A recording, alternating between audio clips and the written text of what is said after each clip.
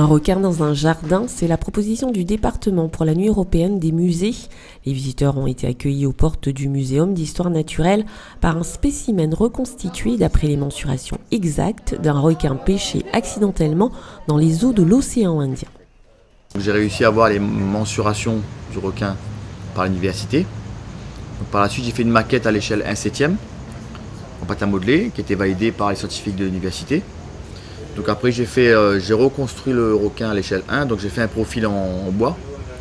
Là-dessus j'ai collé de la mousse polyuréthane en pan de mousse. Donc après pendant 2 mois j'ai sculpté à la main les formes exactes du requin. Un grand requin, blanc celui-ci, qui en cache beaucoup d'autres. C'est à l'intérieur du musée que le spectacle continue pour les amateurs de sensations fortes. Le rendez-vous avec l'exposition Requins, plonger les visiteurs à 100 000 lieues sous les mers pour mieux cerner les différentes espèces de squales qui habitent nos océans.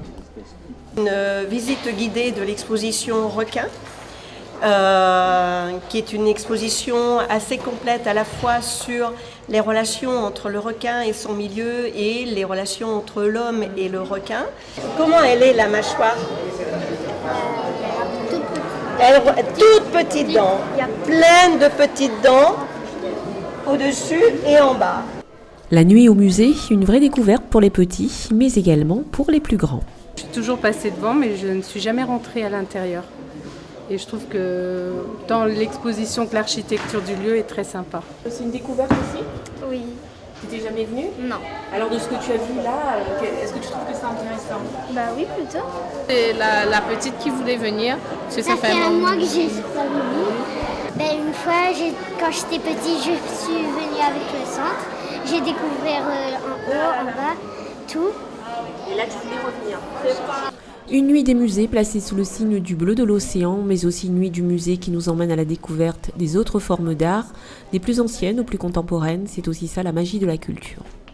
Le département possède plusieurs musées et conserve le patrimoine de la Réunion.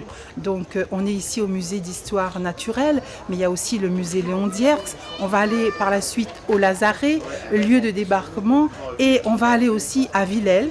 Il y a un patrimoine du conseil départemental qui demande à être encore plus connu des Réunionnais. Et la nuit des musées, c'est toutes les portes de ces musées qui sont ouvertes gratuitement au public réunionnais.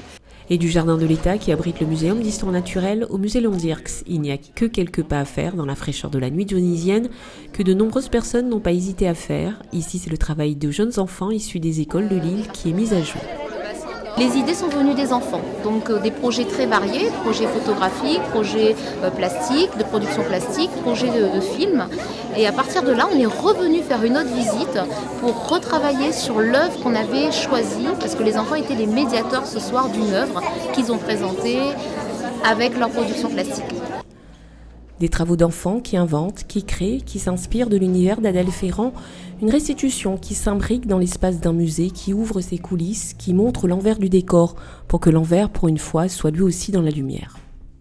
Le musée propose aussi aux visiteurs une petite exposition sur finalement les coulisses du musée, c'est-à-dire qu'on a montré une partie des acquisitions qui ont été faites. Il y a à peu près une centaine d'œuvres qui ont été achetées ces 8 dernières années, depuis 2008.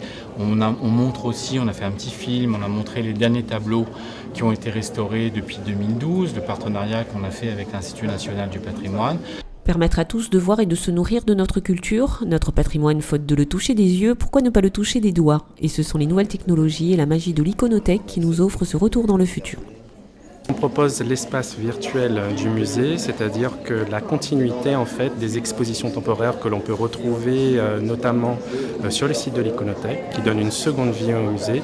Bien sûr, cela ne remplace en aucun cas les œuvres originales, pour lesquelles on doit envisager la conservation préventive, la restauration bien évidemment, mais c'est un moyen de faire connaître, c'est un moyen de démocratiser l'accès au patrimoine. Et encore assoiffé, on se faufile par le petit chemin qui mène de l'autre côté, du côté de l'art qui peut surprendre, mais qui imagine les choses autrement. L'Artothèque fait aussi son spectacle avec 25 artistes qui confrontent leurs regards.